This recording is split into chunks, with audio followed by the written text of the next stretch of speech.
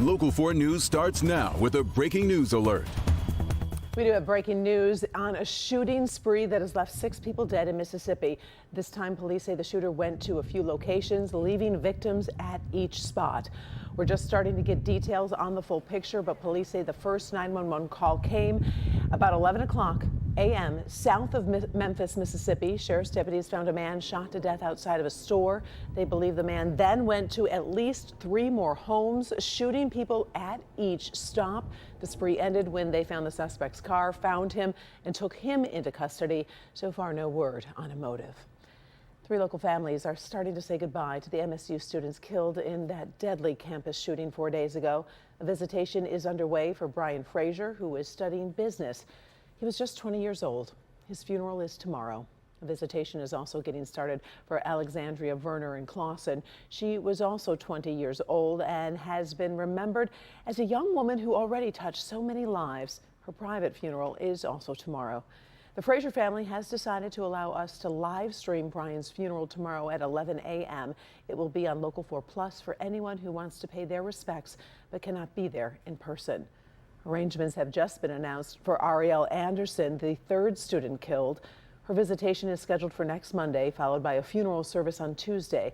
Meantime, there's no change in the status of the 5 survivors being treated at Sparrow Hospital. 4 are in critical condition this afternoon, the 5th unstable. Classes are scheduled to resume on Monday, although an editorial in the student newspaper has argued that's too soon. We're going to take a look into that question and that concern on Local 4 News at 5.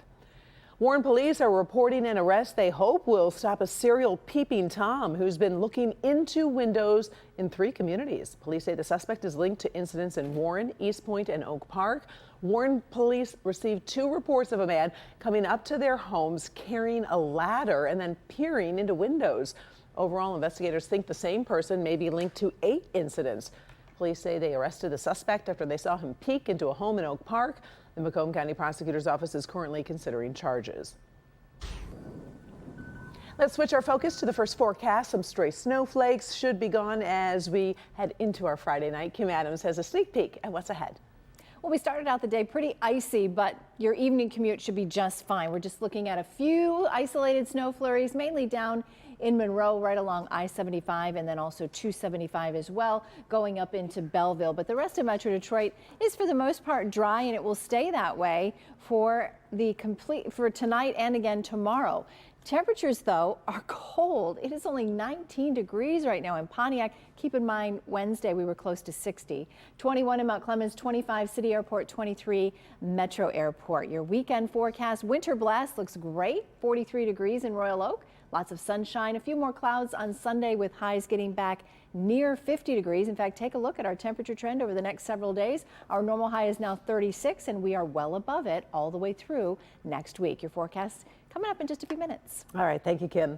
5 former police officers have pleaded not guilty to second-degree murder in the death of Tyre Nichols. His mother was in court, but she left disappointed by something that did not happen.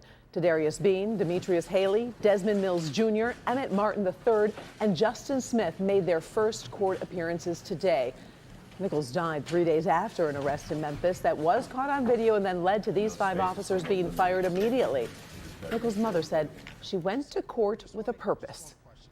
I want each and every one of those police officers to be able to look me in the face. They haven't done that yet. They couldn't even do that today.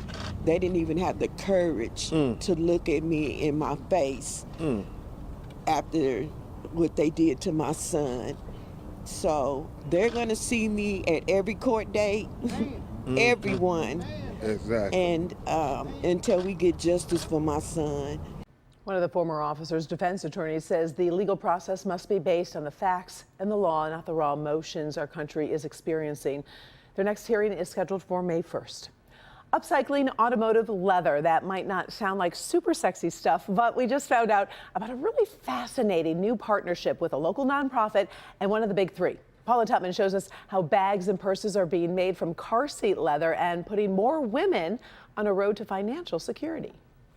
Okay, so this is really cool. I want you to take a look at this. So, right, this looks like a bag, but it used to be a headrest.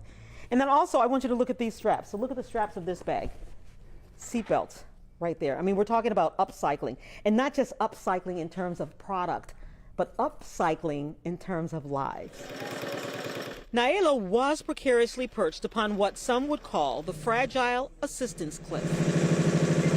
A wife and mother of 9 children, when her husband suddenly passed away 3 years ago, the sole breadwinner of the family was laid to rest, and Naila Moesen had to figure out life and livelihood.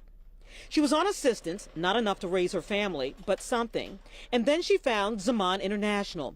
And she had to make a choice, give up assistance for very little money. The income is not enough. I have to work because I help my kids. Or lose her assistance to make a little more money. She chose becoming the apprentice.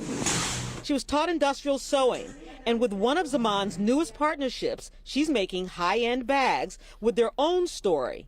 Remnant leather from Ford Motor Company. Instead of going on the scrap pile, it's being used to create a variety of purses and bags. It's automotive, so it's been tested for color, for quality, durability. You want your car seat to last 100,000 or more, so it will last you more. The partnership also includes the nonprofit Mend, which then sells the bags to support its programs to lift and keep women out of poverty. They have done a Valentine section with the red and maroon, as well as they have toiletry bags like cosmetic pouches.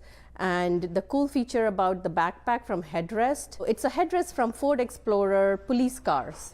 And these headrests are no longer in use. And so they sew, turning leather into livelihoods, because as an apprentice, there is pay and education and everything you need to drive a life when you thought you'd lost control of the wheel. They come, they take a 12-week program, and they learn all the basics about industrial sewing, and then they get the opportunity to apply to the apprenticeship program.